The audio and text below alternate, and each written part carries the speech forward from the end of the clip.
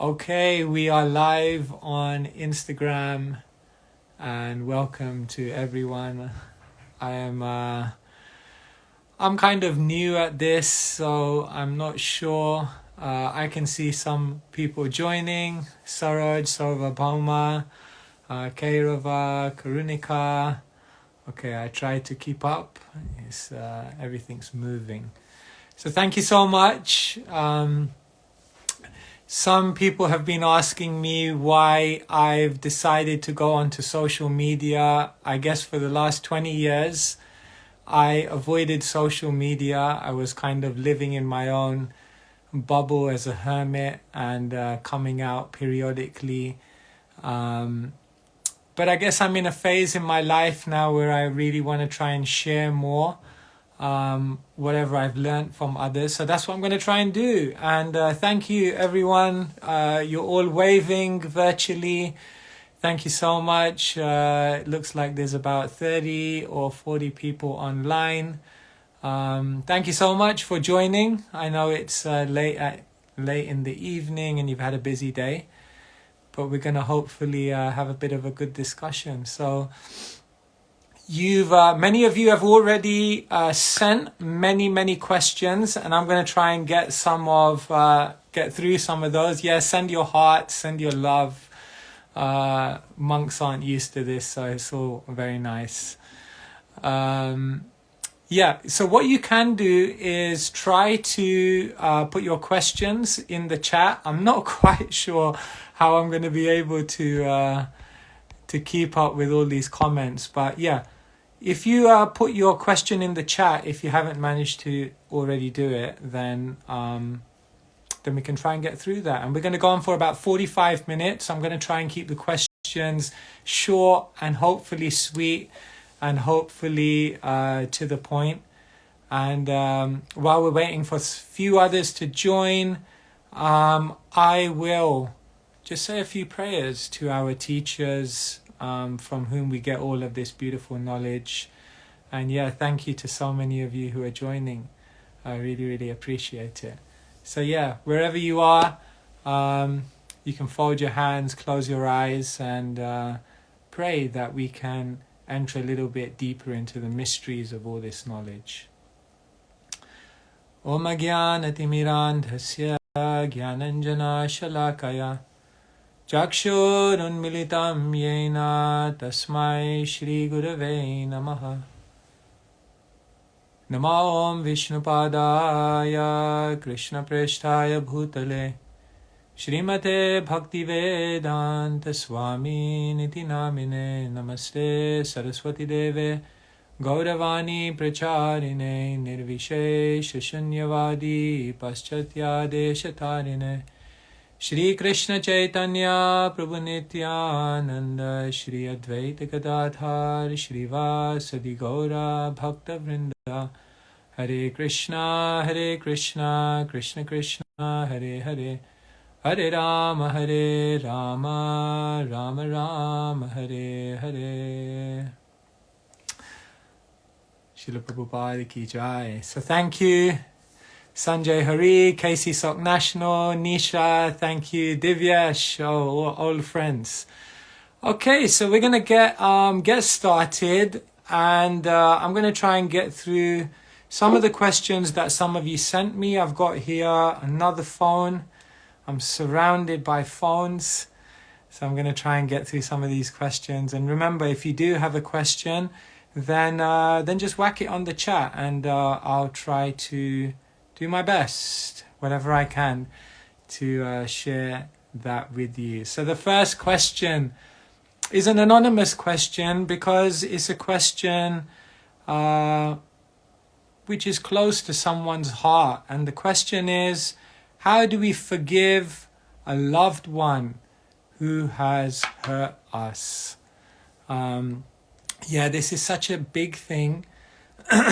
Many of you have heard me say in the past that the goal of life is not to remember all the terrible things that someone has done to you, but the goal of life is to remember all the wonderful divine things that are happening to you by the will of providence every single day.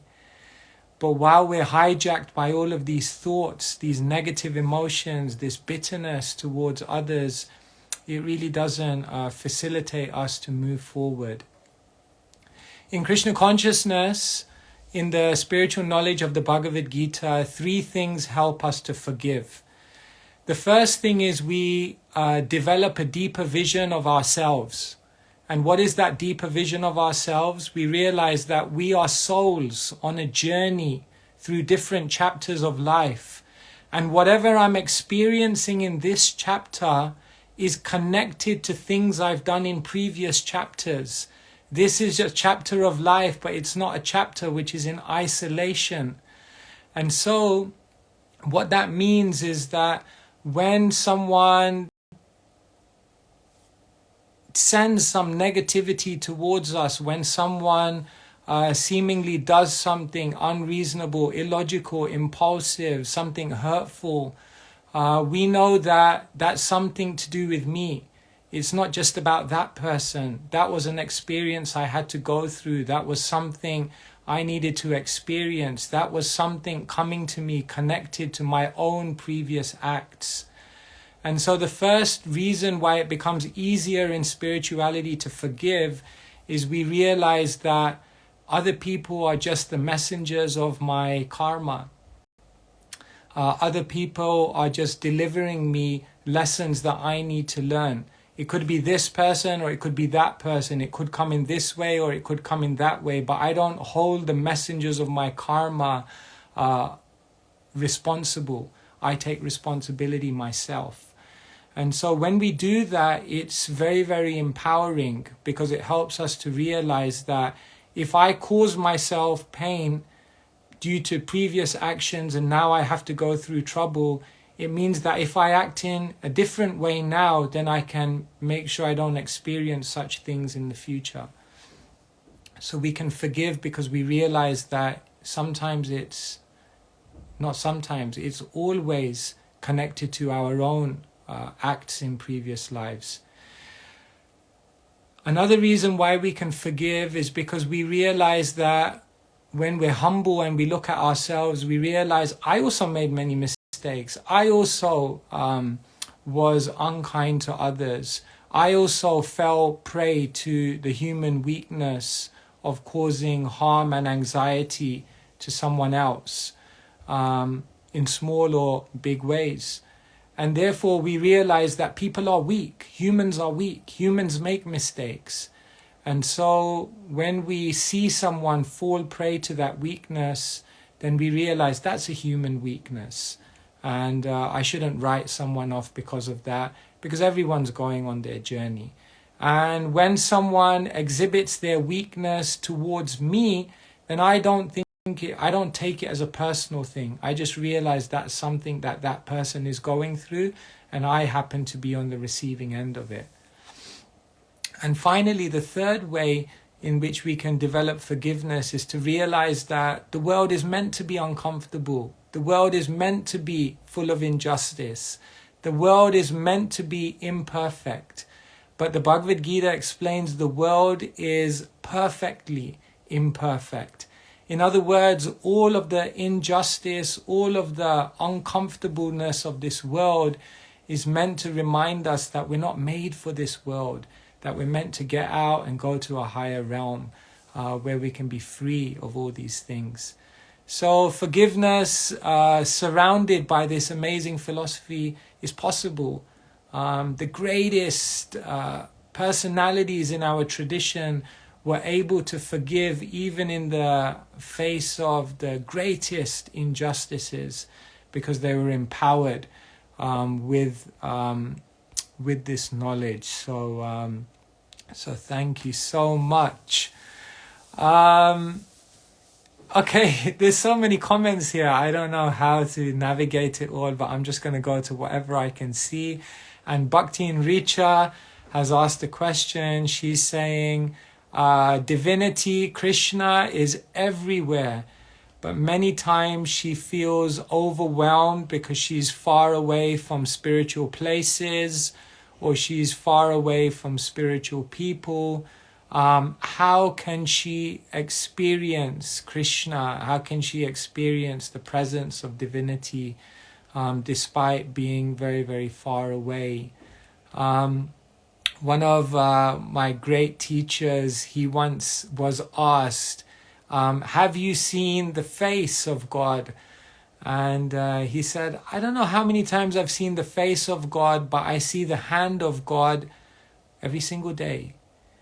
And so one way I want to share with you, Bhaktin Richa, that you can experience God or experience divinity in your life is just take some moments to reflect every single day at the things that have happened. Now it's 10 past 8 in the evening and the majority of the hours of this day have passed. But you could tonight, for 5 minutes, just think about everything that happened today, all of the different people you met, all of the different experiences you went through, and you can start seeing divinity. You can start seeing the hand of God. You can actually begin to perceive the arrangements that the divine is making in your life every single day. We just have to open our eyes. And so in the Bhagavad Gita, Krishna says that he's everywhere for one who's developed spiritual vision. And one other thing I want to say is it's easier to see divinity or God or Krishna throughout your day when you begin the day by fixing your meditation on that divinity, on Krishna.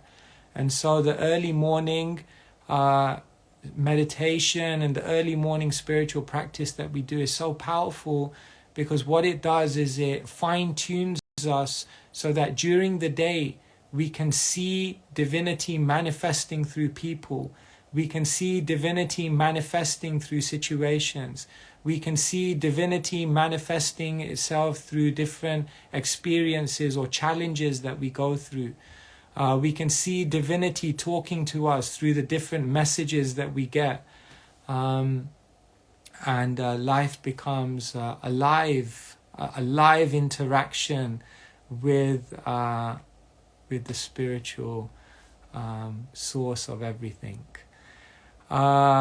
KNB Krishna is asking, how do you reconcile when some texts say you get no sin from animal sacrifice, and in the Bhagavatam where Narad tells someone that animals are waiting for him in the afterlife to give him karma? Okay, so just to give a little bit of context to the question, generally harming any other living being is something that is completely discouraged in spiritual culture. However, when certain recommendations or allowances or certain directives are given to engage in animal sacrifice is for a higher purpose.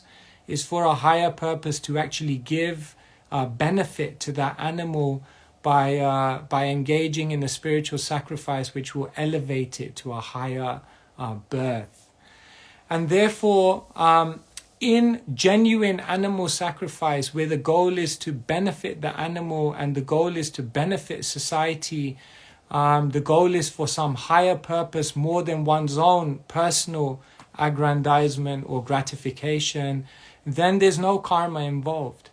But in the case of Magrari, who was a hunter, who was almost killing for joy, killing for entertainment, killing for personal gratification, that type of killing will have deep ramifications. And therefore is something really to look at the world we're living in which there is so much harm towards others, and we kind of think that's why we see so much violence towards human beings, violence between nations, violence between communities, because there's so much violence towards animals. And Srila Prabhupada made that link when he said that if there's animal killing in the world, then there will be conflict, there will be war, and there will be other types of unrest. And therefore, thank you so much for bringing up this point, reminding us that we want to try and be as non-violent as possible. All right, thank you so much. There's really a lot of questions coming in. Here's another question that's come in. I'm just going to read it from my phone. This is from Pratik, and Pratik asks, I have my purpose in life, but at the same time I have all these desires that come in my mind. And what happens, or how do I deal with it when my desires divert me from my purpose? How am I able to stay focused on what my purpose is? So thank you, Pratik. That's a great question, and something that's on all of our minds. Here is a really important mantra. Don't give up what you want most for what feels good now. This is the art of life. If you can ingrain this within you, don't give up what you want most for what feels good now. If you're able to ingrain that mantra within your consciousness and let it guide all of your decisions, watch your life transform. So, Pratik, what I want to say to you is, it requires some discipline, and discipline is uncomfortable. But shall I tell you what's more uncomfortable than discipline? Regret. The pain of discipline is uncomfortable, but the pain of regret is unbearable.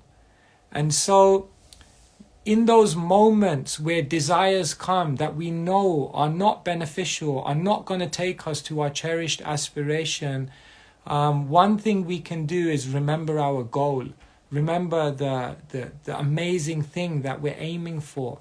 And when we become so captured, so enchanted by that why do I exist? What's my purpose? When we become so consumed by that beautiful purpose that we have in our life, then the fleeting desires, the fleeting emotions, the fleeting temptations, we won't allow them to divert us away. So it's a great question, Pratik. Another thing I would say, if you want to stay fixed on your purpose and not be diverted by desires, is choose the right life for yourself. Surround yourself in the right environment. Develop the right habits. Surround yourself with the right people. Develop the right lifestyle. Because when you create the right life for yourself, then you'll find that all of these desires that divert you away will gradually become less and less prominent. But when we have the wrong lifestyle that doesn't suit our purpose, then the barrage of desires will be much greater. So yeah, those are some thoughts. These are all big topics. You guys' questions are amazing. Thank you so much. There's over 60 of you online. I really appreciate you taking the time.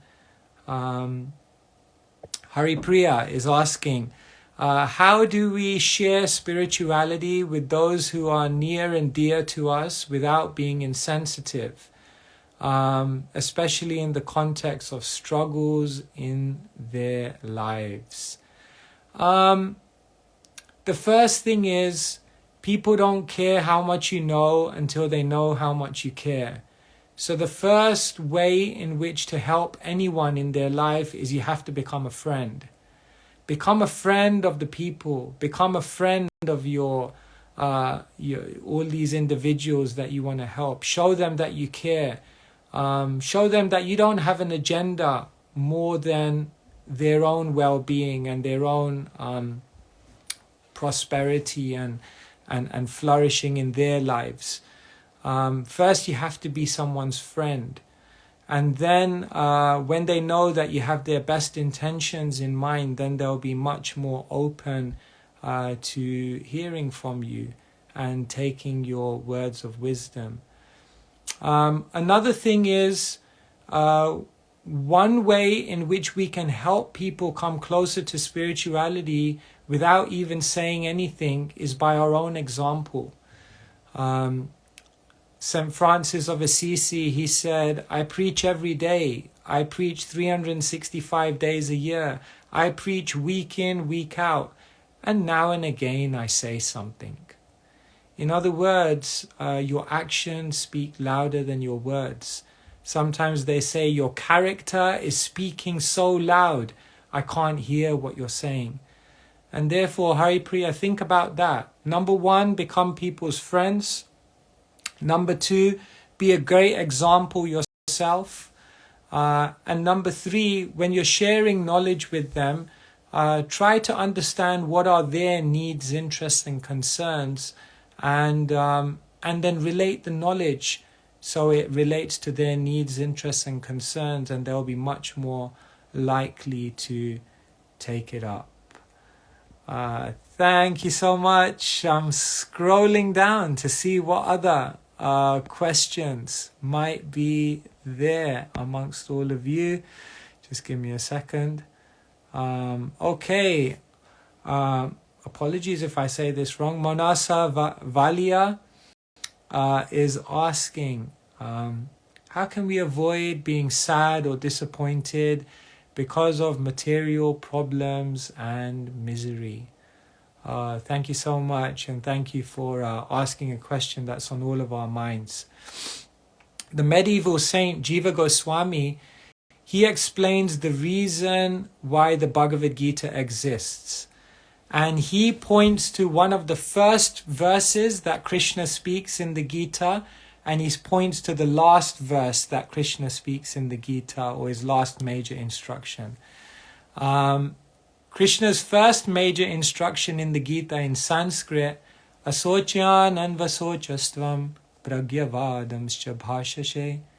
Socha means lamentation, misery, sadness. The first thing Krishna says to Arjuna is, why are you sad? Why are you lamenting?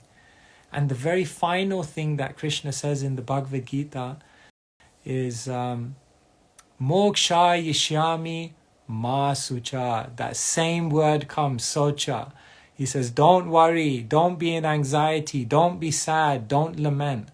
So the medieval saint Jiva Goswami, he says, the fact that the Bhagavad Gita is sandwiched between these two words, lamentation, and Krishna specifically saying, don't lament, shows that the purpose of the Bhagavad Gita is to help us realize we shouldn't lament.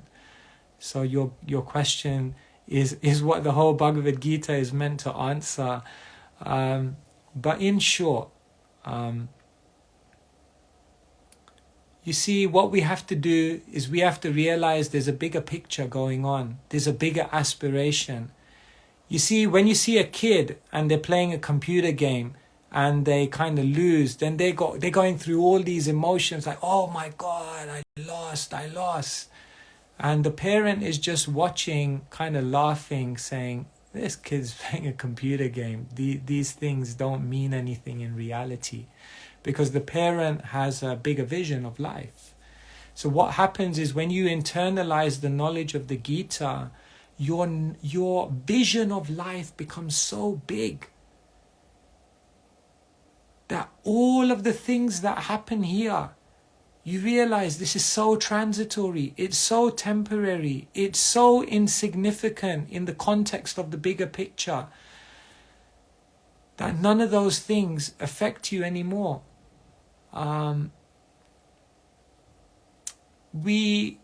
It's almost like if I put a handful of salt in a cup of water, then naturally it's going to feel salty. But if I fill up this whole room with water and then I put a handful of salt, you won't be able to taste any of it, because it's so vast, it's so voluminous, it's so deep. So our consciousness has to become like that. And therefore Krishna says in the Bhagavad Gita, those who see with the vision of eternity, we have to develop the vision of eternity. We have to realize this is just a chapter. I'm just passing through. All of these things that affect my body and mind may cause me some pain, but they don't need to cause me suffering because I'm the soul. I'm on a bigger journey. And beyond all of the ups and downs and roller coaster experiences and emotions of life, I'm heading towards something much better. No one can hurt me unless I decide to hurt myself. I want to share one verse with you. One of the great saints in our scripture, the Bhagavatam, he reflected back on his whole life and he is thinking, I suffered so much in my life. And then he came to the realization as to why he was suffering. And you know what he said? Nayam jano me sukha dukha hetur na devatatma griha karma kalaha manaparam karama mananti samsara chakram parivartayadyat. It's a beautiful verse. He says, I reflected on my life. What caused me suffering? Nayam jano me. I used to think other people were the cause of my suffering. I was wrong. Na devatatma. I used to think maybe the gods were the cause of my suffering. I was wrong. Graha. I used to think that maybe the planets, my astrology, maybe that was the cause of my suffering. I was wrong. Karma. I used to think that maybe my own karma is the cause of my suffering. I was wrong. Kala. Then I thought maybe suffering just comes with time. Everyone has to go through it. I was wrong. He says none of these things were the cause of my suffering. Mana param karanam. The param, the supreme karanam, cause. Mana is my own mind. And therefore, according to the narrative of our mind, we will experience a proportionate amount of sadness, moroseness, misery, depression. It's amazing. The state of our own mind is what drives the trajectory of our experience in this life. And the most amazing thing is how many people understand their mind. Of those that understand their mind, how many people are edifying and educating their mind? And out of those who have educated their mind, how many are elevating their mind? Very, very few. So the Bhagavad Gita contains so many verses and so much insight on one's own mind. And unless we control the mind, we are going to be experiencing so many different emotions in our lives. So I hope that helps in some small way. As I said, you guys are asking like all these deep questions. I'm trying my best. Here we are on Instagram. We're up to 72 people. Thank you so much for joining. Really appreciating it. Dev Parek 93 is asking, what is the connection between journaling and spiritual life? And would you be able to advise how one can start journaling? I'm going to do a little bit of a self-promotion here. If you go onto YouTube and you type in journaling workshop Sutapa, that was my previous identity. Nowadays they call me a Swami. But some months ago I gave a workshop on journaling at ISKCON Columbus online. And in that workshop I talked all about the importance of journaling and why it's such a beautiful thing. Let me say this. If I could introduce another regulative principle into spiritual life, I think one of them would definitely be journaling.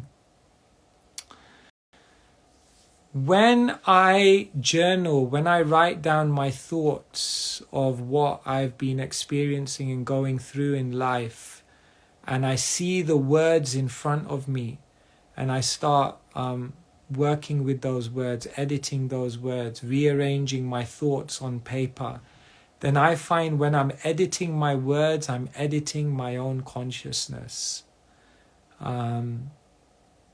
If there's something that's been majorly transformational to my life, it's journaling.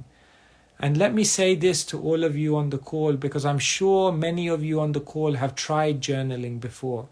And maybe some of you haven't, and maybe, hopefully, you will be inspired to start trying. But one common thing that happens when you start journaling is you start just feeling as though what you're writing is very shallow, what you're writing is very inconsequential, what you're writing is frankly a little bit dull and boring. And after about 2 or 3 days or 2 or 3 weeks or maximum 2 or 3 months of journaling, you just decide to throw in the towel. But let me share this with you. When you're journaling, when you're looking at your words and you feel like I'm shallow, I don't have much to say, there's nothing much happening in my life. Why am I writing all these things every day? It's just like a log of accounts, a log of events. When you're feeling that way, that's when you close your eyes, you search a little deeper within your heart, and you try to bring out the deeper thoughts, the deeper emotions.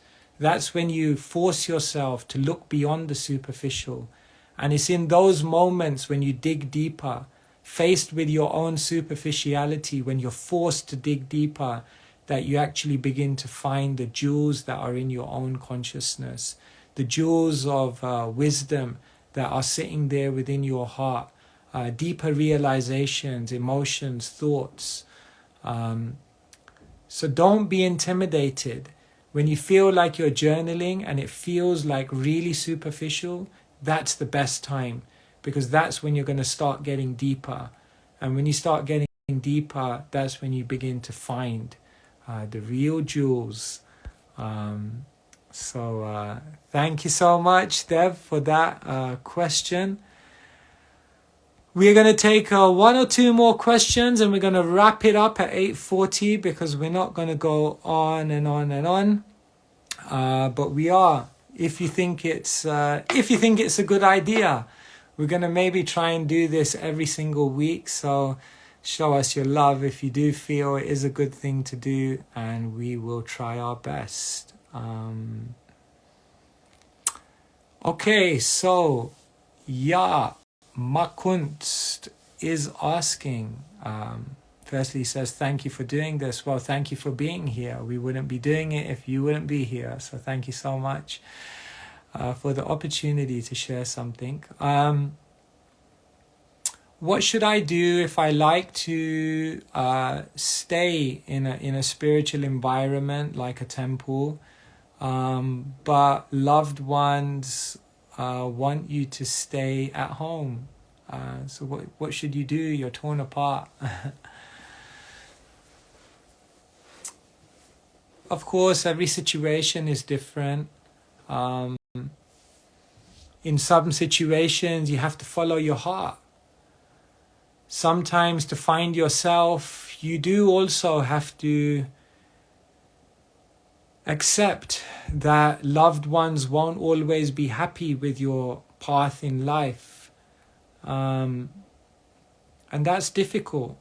Most of us live an inauthentic life because we're scared of letting others down. But sometimes we have to follow our heart. Sometimes we have to follow our calling. And sometimes even those ones that love you, they may not understand you fully, and they may not understand your journey. So sometimes you do. That's the price you sometimes have to pay to follow your dreams. But now let me balance it. Sometimes your loved ones, those friends and family, those people in your life, they may have an insight into your life that you may not be aware of. And so they're telling you to do something which is against your immediate desire, may be helpful for you to hear that. And so in order to balance these two things, I would say this: take advice, take guidance from those who love you, those who know you, those who have some spiritual vision to really help you on your journey, and look deep within in your heart. Take their advice really seriously, but then ultimately you have to look in your heart and find your path. We each have to walk our path. So it's a general answer. Take advice from everyone. Take the advice of those who know you, love you, and have the spiritual vision to help you. Take their advice more seriously. And after you've taken all of that advice, follow your heart and follow your aspirations and trust yourself to go on that journey. And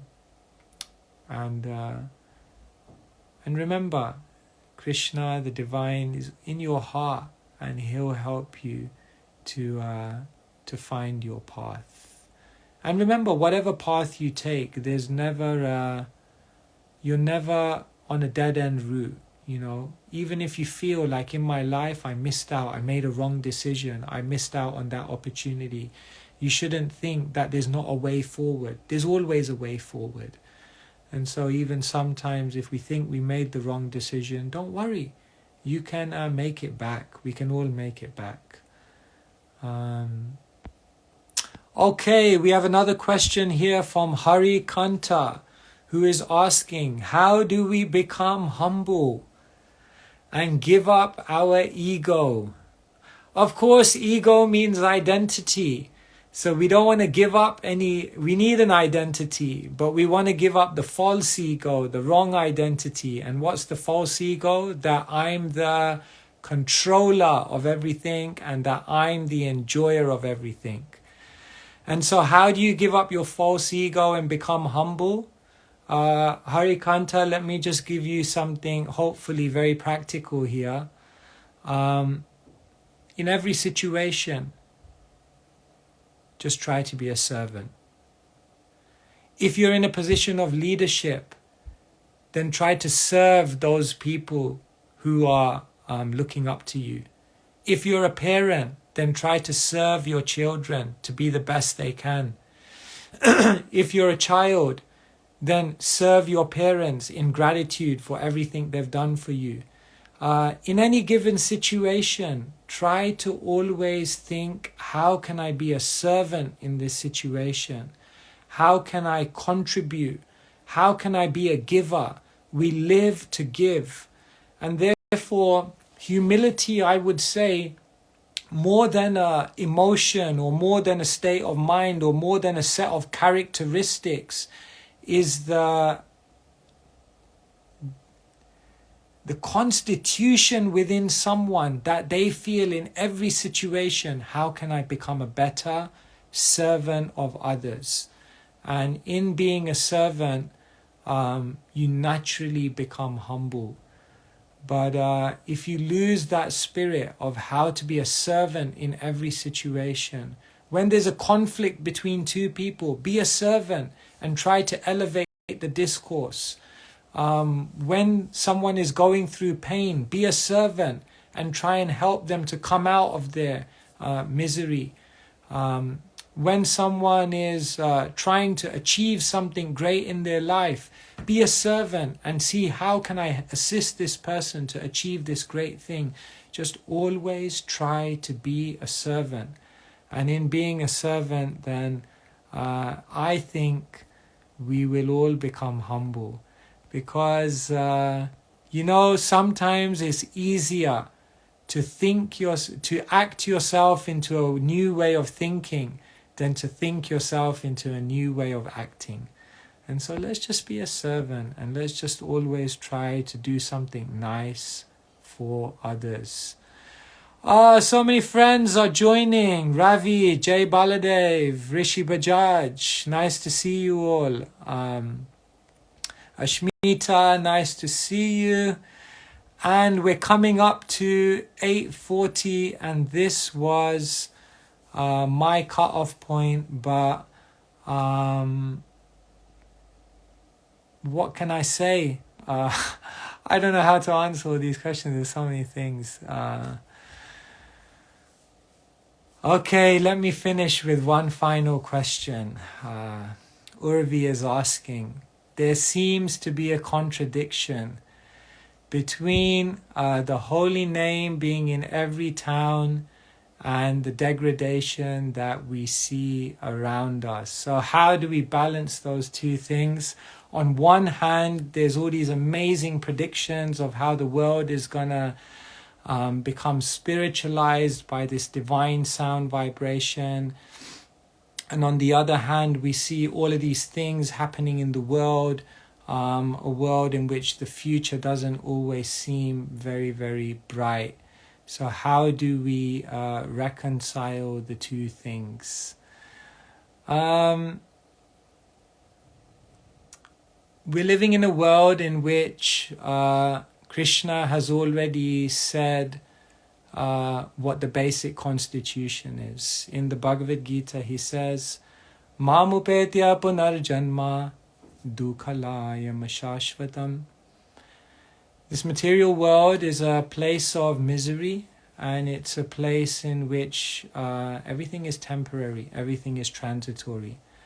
What can I say, Urvi? We can't change that. That is the nature of the world. That's what's on the label, and that's what's in the formula. We can't change that. Yet what we can do is bring goodness into the world, bring goodness into people's hearts, bring hope. Yes, there may be a rain shower outside, but we can give people an umbrella. We may not be able to change the whole world, but we can change hearts, we can change individuals.